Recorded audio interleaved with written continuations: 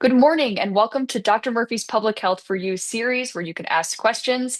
I hope everyone is doing well today. My name is Katie Berg. I'm a research study coordinator, and I'll be leading today's discussion. I'd like to welcome and introduce Dr. Robert Murphy. How are you today? Uh, Doing quite well. Thank you. Dr. Robert Murphy is the executive director of the Havey Institute for Global Health and the John Philip Fair Professor of Infectious Diseases here at Northwestern's Feinberg School of Medicine. Today, Dr. Murphy will be addressing the latest headlines through today, January 16th, and we welcome any questions or comments down below at any of our linked social media. Starting with the quick measles update, but a big one. Can you tell us, Dr. Murphy? 168 new measles cases in the last week. That brings the total up, well over 2,000 cases. And the biggest amount of them, or the greatest amount, is the South Carolina outbreak, which is now up to 464 cases. So it's not going away, and it won't go away until the vaccination rate goes up, and the vaccination rate is going down. Mhm. And speaking of things that are not going away, COVID is still taking a toll, especially on older adults. Can you bring us the data? Yeah, so during the 22, to put it into perspective, in the 22 to 23, 2022, 2023 season, there were an estimated 43.6 million cases, 1.1 million hospitalizations, and over 101,000 deaths. And in the next season, that fell down to 33 million cases, 879,000 hospitalizations, and 100,000 deaths. So, it improved. And if you compare that like to flu, that causes about 470,000 hospitalizations and 28,000 deaths in the 23-24 flu season. And it's important to note that it's adults age 65 and older, which is 17.7% of the US population, are disproportionately a large proportion of this illness. Older adults really account for about 50% of all the cases, about 70% of all the hospitalizations, and 81% of all the deaths. So it's Mhm. still out there. It's not going away. So we have to watch out for it. And while we didn't see these surges as much when COVID was as prevalent, but right now we are seeing lots of flu and RSV. Can you tell us about those case numbers? Yeah, the flu rates are really high. Elevated, this is completely expected. Elevated levels are expected to continue for several more weeks. The hospital admissions for flu rose this week with approximately 40,000 people admitted to hospitals. This was up from 33,000 last week. There were eight flu-related pediatric deaths this week alone, for a total number of pediatric deaths of 17 now in the country. We know nothing about the vaccination status of any of these people. Of the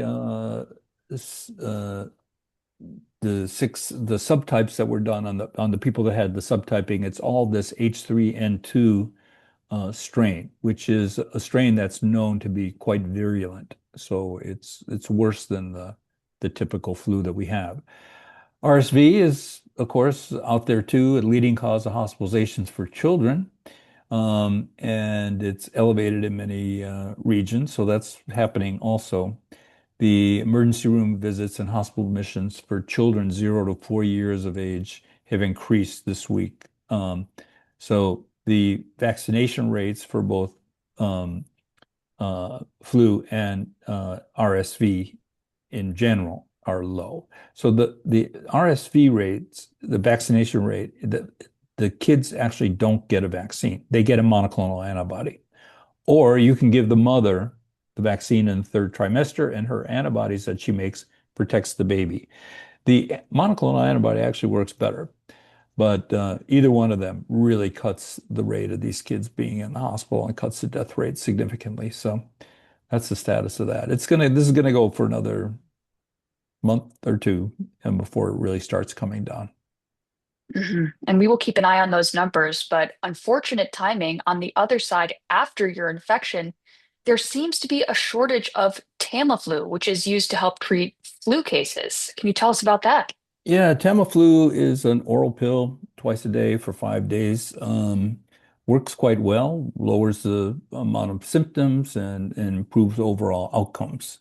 And they never know how much Tamiflu to make because it's a very underutilized drug, primarily because that not that many people get actually formally diagnosed with flu. Now that's starting to change because flu tests are now available in pharmacies, so you can just go in and buy it. Of course, your insurance doesn't pay, so you got to pay for it, but you can find out if you have the flu or not. And if you have the flu, you can get treated and you'll do better. So all that's going on right now. And so the distribution of the Tamiflu, I mean, it's such a big country with so many, 330 million people or so. Utah, where flu activity is very high, they don't have any supply issues. But in Georgia, where flu activity is also very high, drugstores are scrambling to get more and more doses as they're trying to treat the people that are actually coming in infected.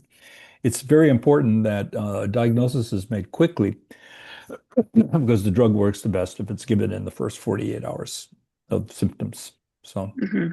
Very important to note, and very good to know that that is available if you do get that formal flu diagnosis. yeah, so what's happening in terms of diagnostics? You can get the flu test now, but by next season, in next fall or late fall, they're going to have these multiplex tests where you're going to, instead of doing just one test for COVID or one test for flu, it'll all be together in one package. So you'll get tested for flu A, flu B, COVID, and RSV all at once. And you can find out if you have something that's serious or not and treatable or not. Hmm. And looking back again to vaccines themselves, we're seeing that the ISDA, the Infectious Diseases Society of America, has released their own guidance for immunocompromised patients specifically. Can you bring us the latest? Yeah, so they're recommending basically the same thing we had before this year. So the new guidance that's come out of the CDC has weakened everything, and the IDSA in many states are saying, no, we want the old way. And so they're basically taking the position that we had 1 year ago, and they're not following the CDC guidelines any longer because they're so weak. Mhm. And another massive change that could have very big consequences, or just for our knowledge of studying public health in this country, is that the Centers for Medicare and Medicaid will no longer be required to report childhood vaccination levels. Can you break down that decision making for us? Well, if you just want to ignore everything, you put your head in the sand, and basically this is what's happening. They don't even want to publicize that people are not taking vaccines. I mean, they're just saying that you just don't want to study it. It's not there. This is really backwards thinking, and less information is not good. Like for example, for measles, as the rates fall down longer, this measles epidemic is it's never going to end. It's only going to get bigger. So this is just another part of the whole current system of let's just ignore the whole thing. And people Mhm. are going to get sick because of this policy. It's really a shame.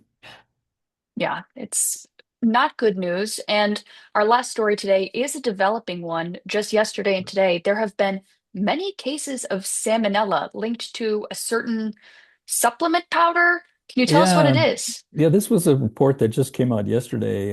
So salmonella is a bacterium. It's one of the common causes of food poisoning. It can be very serious. It can kill you. But as a matter of fact, if you don't get treated, causes gastrointestinal symptoms, diarrhea, whatever. And so there's a product called Live It Up Super Greens Supplement Powder.